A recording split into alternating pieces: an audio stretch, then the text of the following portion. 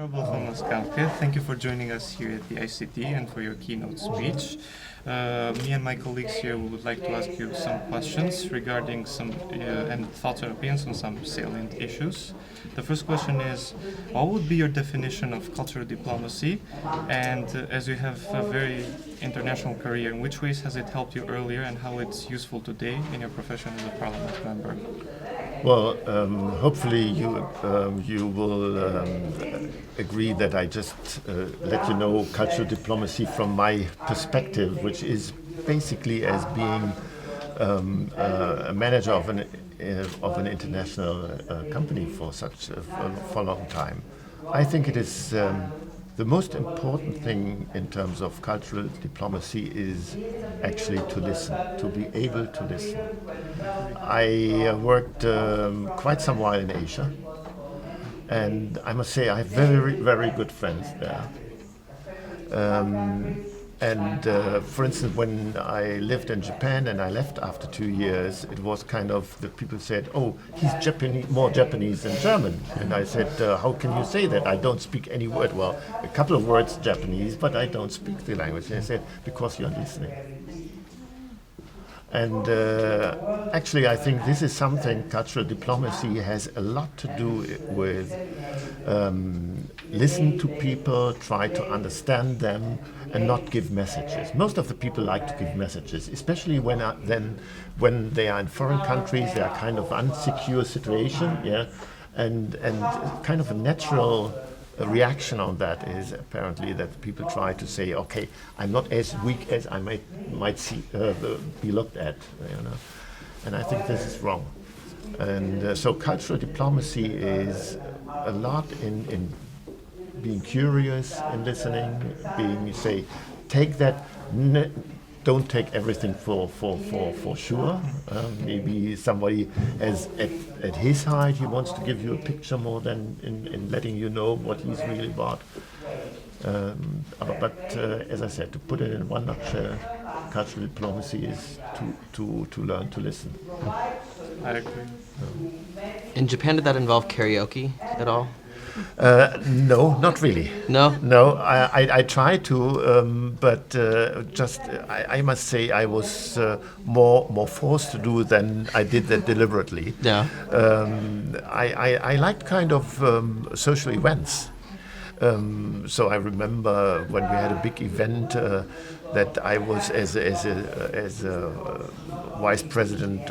I was put on the stage and I had big drums, you know, and we did this drumming and saying whoa and drumming and whoa, and everybody was actually. And after this kind of event, and everybody was happy and giving. We had sushi, etc., etc. Then my secretary said, "Dr. Gambke, you're apparently very tired." Oh, so not really. After 5 minutes, she said, "Oh, you had such a long journey to come here. You are tired." And I found out they wanted me to leave because normally Japanese would not allow you to look in a situation where they possibly get a bit drunk. They're, you know, they are losing kind of their the structure they have. And I said, okay, I'm tired, I go. And I asked afterwards, and they said, and then we had a real another. So they don't want to share everything with you, and I think this is perfect. And karaoke is kind of a thing where you keep your distance. You know, and then therefore I was never really interested in that. No. Oh, I would like to sing karaoke. I'm playing the guitar, so I used to when I was younger to sing songs, etc., etc. But karaoke is not my type. Okay, that's one of my I guess stereotypes of doing business in Japan. Yeah. It's good that I learned it's not so true. Next question I have is about the EU being an institution that's supposed to be social and ecological sustainability. Yeah. And about development, maintaining all these standards. The question would be, what channels do you think can be used to ensure that all the member states are applying standards and adhering to them? Good question, because as I said in my keynote a couple of minutes ago, I think still the most of the people, if they think of ecological sustainability, they think in cost and not in revenue and actually a reward of being sustainable.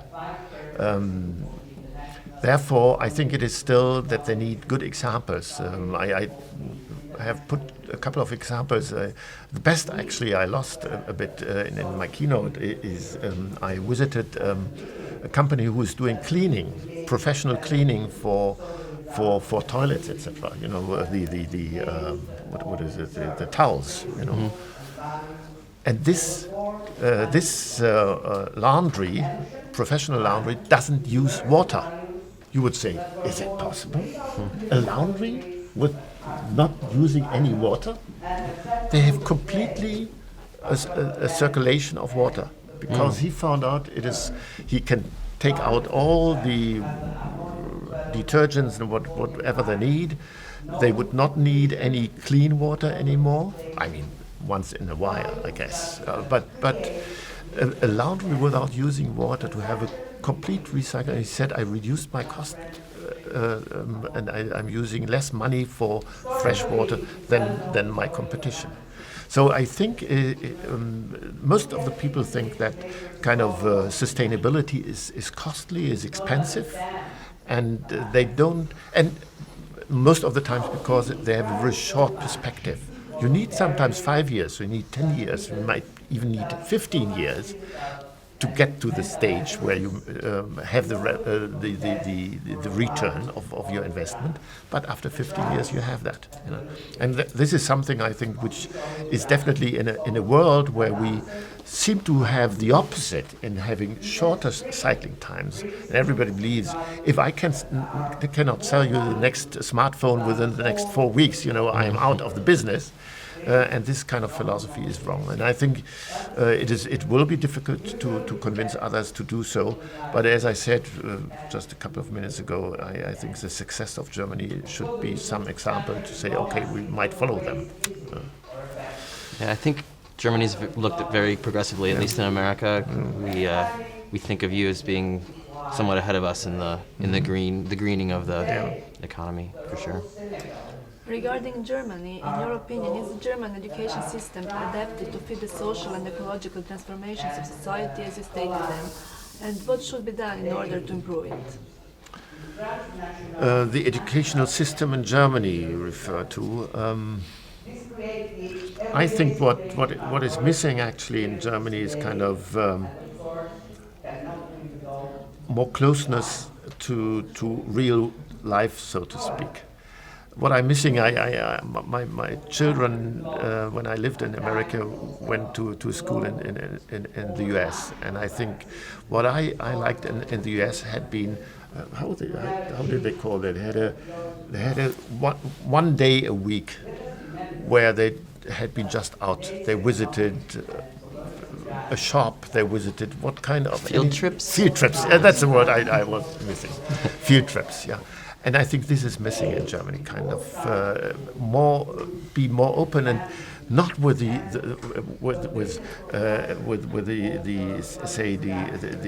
idea at the end. You know you have 15 bullet points what you learn, and just let them look at things. And I think this is kind of missing in Germany.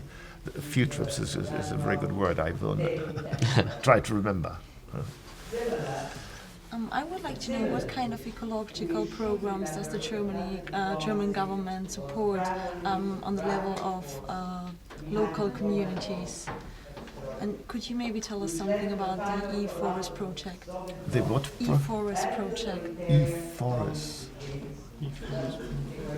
I'm afraid I could not answer that because I don't know the e-forest program. Okay, but your question is about what ecological program, yeah. on the local. Yeah. Well, I think a lot of things can be done. It is necessary, however, and I refer to the other questions and answers, is that especially on the level of the communities where most of the investment decisions are being made, in terms of buying a bus for transportation and buying things for public buildings, for schools, for whatever needs to be invested, is to look more, as I said, on a long-term perspective. Actually, I'm preparing right now a bill for the Parliament in demanding, I think we come up with 8%, allowing a higher price of whatever we buy as a service, as a hardware, whatever that is, a higher price if a certain certificate can be given in terms of sustainable production of this service. Give you an example. A community has the waste transportation, Müllabfuhr. I don't know whether waste transportation would be a good word for that. And today it's just the price which counts. And there is then an offer of a company who has, say, wages of below 8 Deutschmarks or even 6 Deutschmarks. They have cars which are not matching with the last Euro norms of exhaust, etc., etc. The price and the service, say an item which most people do not look at is the service level. Yeah? Maybe it's a Portuguese company, and what are you doing in Landshut at the Monday morning? The truck is not coming. Are you calling Lissabon and saying we have a problem because you guys are not coming? So service level is something which has to be looked at. I think on the level of the purchasing power, which is huge, of far more than at the federal level, at the Bundes level, even more than on the Landes level, on the country level, the community has the highest purchasing power. A lot of things can be done. And the other thing, of course, would be education. As I said, not only the field trip, but to have that as in the curriculum has that it's needed, and not by kind of say read the Bible, but by the practical doings. What alternative solutions do you see in order to fix the problem of the energy dependency of Germany? Go into renewables, very easy. I mean, I'm coming out of Lower Bavaria. We produce now 43% by renewables, and very close to Landshut is a community called Furt, headed by a major from the Green Party, of course. They are at 74%. And again, he introduced that program in 1998. And a very long-term program, a very prosperous community, because they do not spend any more money for buying oil, or just a small part of money. So I think it is possible. Definitely we need a lot of steps, and I don't want to go into details of what we call Energiewende, the change of the energy production. But it's absolutely possible to do so, by the way, and the money is there. As it was said, I founded a cooperative of energy, and the people came to me, the citizen came to me, where can I give you 500 Deutschmarks? Okay, and they came at the fence of my house and said, here are 500 Deutschmarks, invest. Because they say, and we need, in total, the 1 billion would be just 10% of our savings, of our money savings, not included real estate, not included any shares in companies, just our say volatile savings. We need net 10%.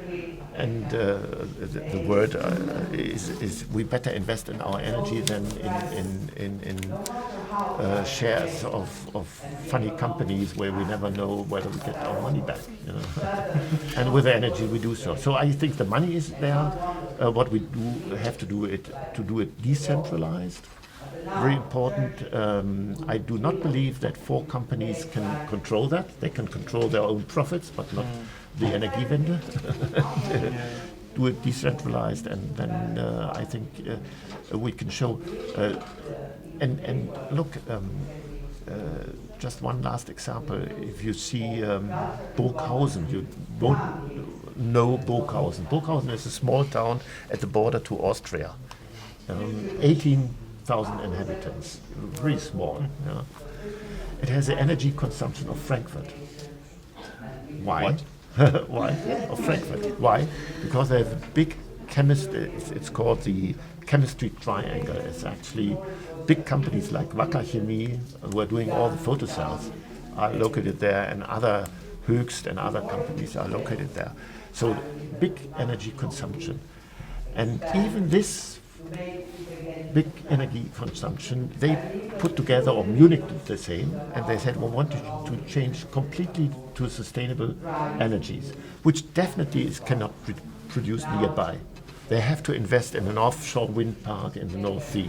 They invested in other ways to produce that, but they organized that by themselves. I think it is very important that we create a structure where it's possible that communities, companies can invest and can run their programs by themselves, which is possible.